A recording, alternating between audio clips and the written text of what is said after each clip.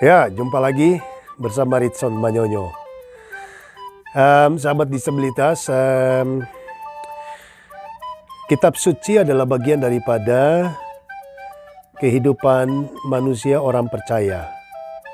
Agama apapun mereka punya kitab suci. Saudara kita yang Hindu, Konghucu, Buddhis, Muslim, Katolik, dan Kristen masing-masing punya kitab suci. Dan mereka kalau pergi ke tempat ibadah, mereka pasti membawa kitab suci atau di rumahnya masing-masing mereka memiliki kitab suci dan membacanya untuk menambah keimanan, atau mereka ingin lebih dekat dengan Tuhan, atau ingin mempelajari sejarah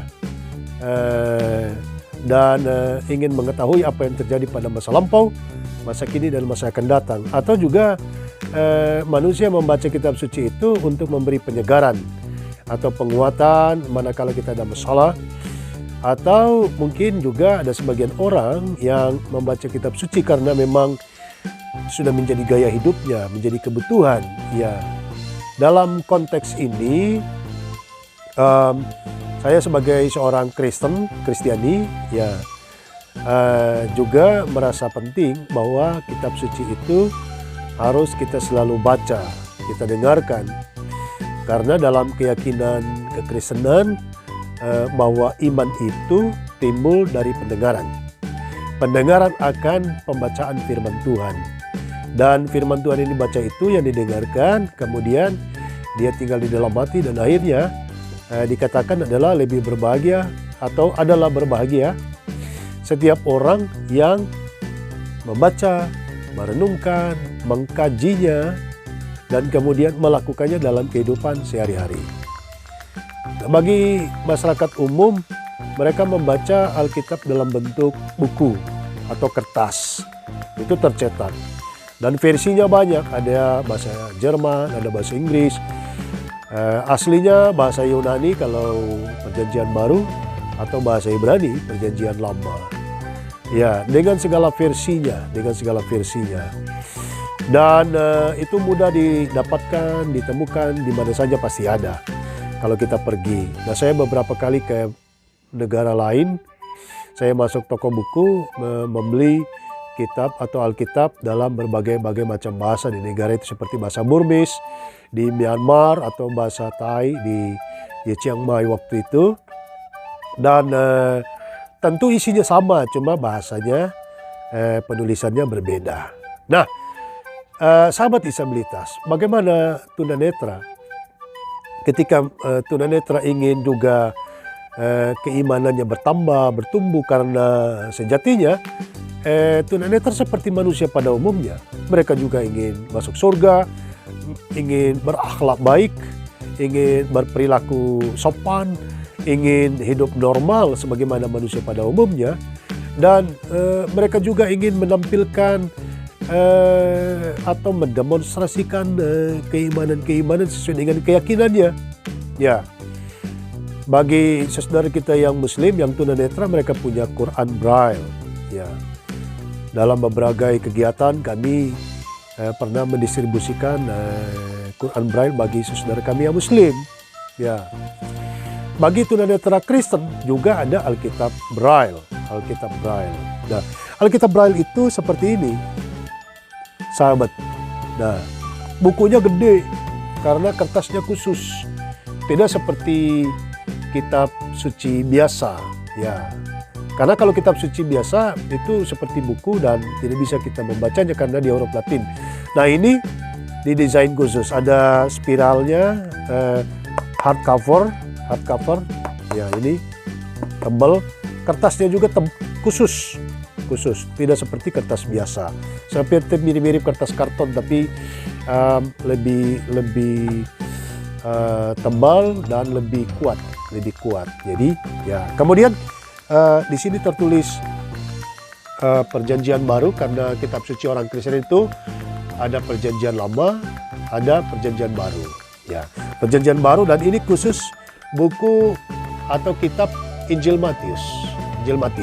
Nah, dalam tulisan Braille, kalau tulisan Braille itu karena menggunakan kertas khusus dan dia tebal, maka Injil Matius itu dia ada 28 pasal. 28 pasal itu dibagi dalam 3 buku huruf Braille. 3 buku huruf Braille. Nah, ini adalah jilid 1 dari Injil Matius. Jadi ada 3 buku, 3 jilid. Nah, dari pasal 1 sampai pasal 12 itu 1 jilid.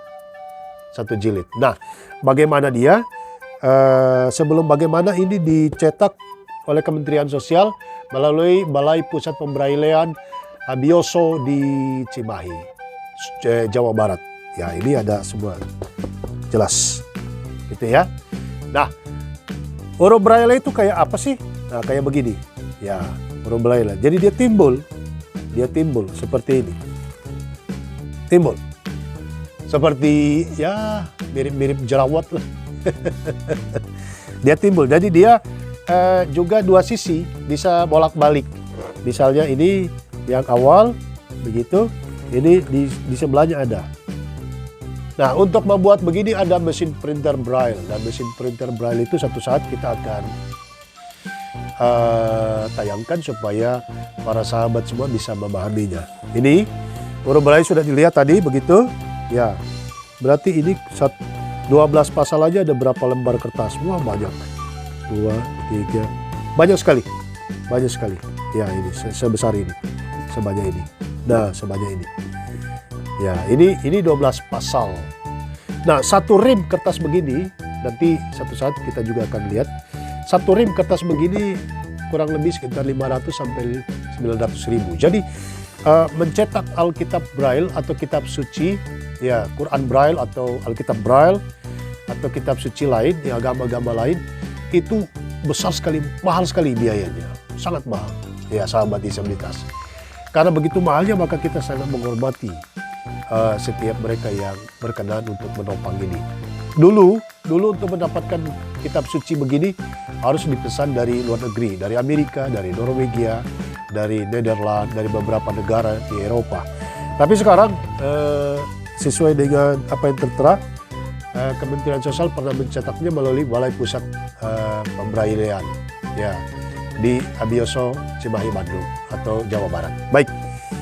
Nah, kita akan membaca kitab suci ini. Misalnya, ini saya sudah membukanya. Kalau di depan sini itu ada daftar isinya, ya isi, daftar isi terus. Daftar isinya misalnya pasal 1 dari halaman 1 sampai berapa begitu. Daftar isi. Kemudian masih ya ini menjelaskan tentang di depan ada alamat percetakannya dan lain sebagainya. Jadi jelas. Nah, ini pasal 1. Ini tulisannya ada pasal 1. Kemudian judulnya Silsilah Yesus Kristus. Silsilah Yesus Kristus. Ya. Jadi dibaca dari kiri ke kanan diraba. Wah, dulu saya berjuang untuk bisa membaca dari yang dulu saya waktu masih melihat dari usia 0 sampai 24, kemudian saya menjadi buta dan terbiasa membaca huruf Latin, sekarang menjadi membaca huruf Braille. Wah, saya meneteskan air mata di Yogyakarta waktu itu belajar. Tapi itulah proses. Nah, dari kiri ke kanan. Pasal 1 ayat 1, kita baca 1 ayat 1. Inilah silsilah Yesus Kristus, anak Daud, anak Abraham. Nah, itu ayat 1. Ayat 2, Abraham memperanakkan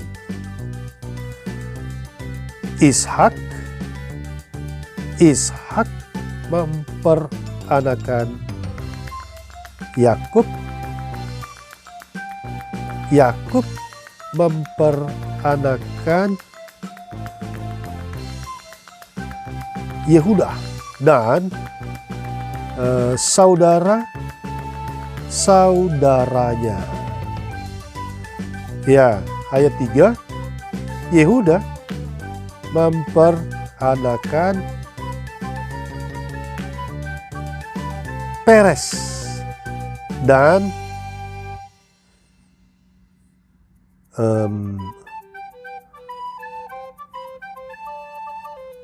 apa ini? Ini huruf Braille itu seperti bahasa. Kalau kita tidak mempergunakannya setiap hari, maka ada yang akan kita lupa. Ini Peres dan apa ini? Tera. Apa ini? Malu-malu ini. Kalau begini bahaya ini. Dari Tamar. Dari Tamar. Wah, jangan-jangan salah bacaan saya ini. Iya. Tapi nanti sebentar kita cek. Dari Tamar. Kira-kira begitu ya. Nah, yang menjadi pertanyaan kan sahabat disabilitas, kalau misalnya kita pergi kemana-mana, kan tidak mungkin kita membawa sebesar ini. Ini baru 1 buku loh, masih ada 2 buku lagi, itu baru Injil Matius. Sementara Perjanjian Baru ada 27 kitab. Nah, bayangkan besarnya. Lebarnya bisa sampai 2 meter kalau disusun begini. Ya, maka dengan kecanggihan teknologi zaman sekarang, sudah ada audio Bible. Nah, ini juga diikuti oleh agama lain, audio Quran gitu, yang bisa berbicara. Nah, ini audio Bible sangat mempermudah. Kita bisa mobile bawa kemana-mana. Selain Alkitab elektronik yang ada di Android atau smartphone kita masing-masing, atau di PC atau di laptop. Nah, ini alatnya. Audio Bible kecil sekali seperti Walkman zaman dahulu kala. Dia bisa flash disk. Nih, kalau kita mau putar lagu juga oke, dan lain-lain. Nah, kita juga alat ini yang kecil ini juga multifungsi. Kita bisa radio.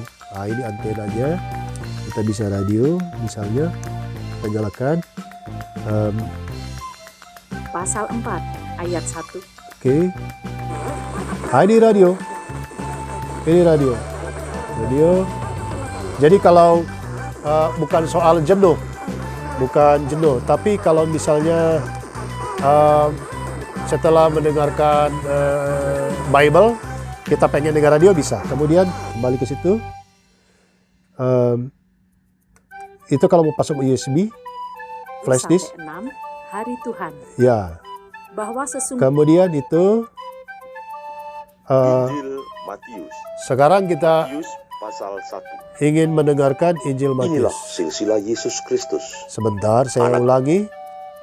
Jadi kalau ditekan ini untuk perpindahan pasal, tombol Maleaki pasal 4 itu ayat sudah 1 di Maleaki. sampai 6 hari Tuhan. Maleaki. Tapi kalau begitu, Injil Matius. ya Matius pasal 1. kita coba mau samakan tadi Inilah dengan yang silsilah saya Yesus baca. Kristus. Anak Daud, anak Abraham. Abraham memperanakkan Ishak. Ishak memperanakkan Yakub.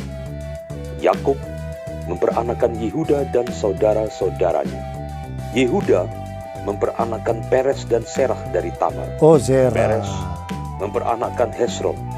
Hesron memperanakkan Ram. Ram memperanakkan Aminadab. Aminadab memperanakkan Nahason. Nahason memperanakkan Salmon. Salmon memperanakkan Boas dari Rahab. Iya, Boas memperanakkan Obed dari Rut. iya. Obed memperanakkan Isai. Isai memperanakkan Raja Daud. Oke. Daud memperanakkan Salomo dari istri Uria. Salomo memperanakkan Rehabeam. Iya, Rehabeam memperanakkan Abia. Abia memperanakkan Asa. Asa memperanakkan Yosafat. Yosafat memperanakkan Yoram. Yoram memperanakkan Usia. Usia memperanakkan Yotam. Yotam memperanakkan Ahas. Ahas memperanakkan Hizkia. Hizkia memperanakkan Manasye. iya. Manasye memperanakkan Amon. Amon memperanakkan Yosia. Yosia memperanakkan Yekonia dan saudara-saudaranya Oke. pada waktu pembuangan ke Babel. Sesudah pembuangan ke Babel, Yekonia memperanakkan Sealtiel. Iya, Sealtiel memperanakkan Serubabel. Serubabel memperanakkan Abihud. Abihud memperanakkan Eliakim. Jadi ada juga musik Eliakim memperanakkan Asor. yang menyertai Asor memperanakkan pembacaan Sadok. kitab suci ini Sadok supaya memperanakkan pendengar juga Akim tidak vakum. memperanakkan Eliud. Eliud memperanakkan Eliasar. Oke. Eliasar memperanakkan Matan. Matan memperanakkan Yakub. Yakub memperanakkan Yusuf, suami Maria, Iya. yang melahirkan Yesus yang disebut Kristus. Oke. Jadi seluruhnya ada 14 keturunan dari Abraham sampai Daud. Iya. 14 keturunan dari Daud sampai pembuangan ke Babel. Iya. Dan 14 keturunan dari pembuangan ke Babel sampai Kristus. Oke. Kelahiran Yesus Kristus Iya. adalah seperti berikut. Jadi kalau ada judul baru dia menyebut. Jadi kita juga tahu. Jadi tadi yang dia baca itu ayat 1 sampai 17. Judulnya Silsilah Yesus Kristus. Nah, inilah alat-alat bantu kitab suci khususnya agama Kristen, bagaimana tunanetra bisa memperdalam pengetahuannya tentang kitab suci, bisa mendengarkan kitab suci untuk penguatan iman, bisa mendengarkan kitab suci untuk persiapan kalau dia mau ceramah atau khotbah, bisa melakukan segala sesuatu ya untuk kitab sucinya. Jadi sahabat disabilitas, bahwa tidak ada lagi batasan aktivitas tunanetra. Untuk itu mari beri akses kepada semua tunanetra di mana saja berada yang ada di sekeliling kita. Agama apa saja bisa cari, browsing di internet, pasti mereka punya kitab suci dan bisa mereka membacanya sehingga mereka beriman dan sekeluarga bisa sama-sama ke sorga dengan iman yang kuat. Wow, luar biasa. Nah, oleh karena itu sahabat disabilitas, dalam konten kali ini kiranya memberikan informasi yang tepat kepada kita sekalian. Dan bagi yang tunanetra beragama Kristen, boleh akses Alkitab Braille ke Lembaga Alkitab Indonesia di Salemba, Jakarta Pusat.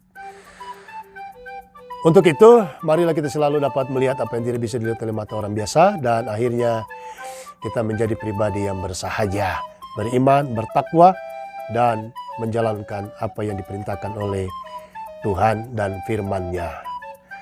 Jangan lupa like, share, subscribe, dan nyalakan lonceng notifikasinya, serta setia mengikuti konten-konten kami.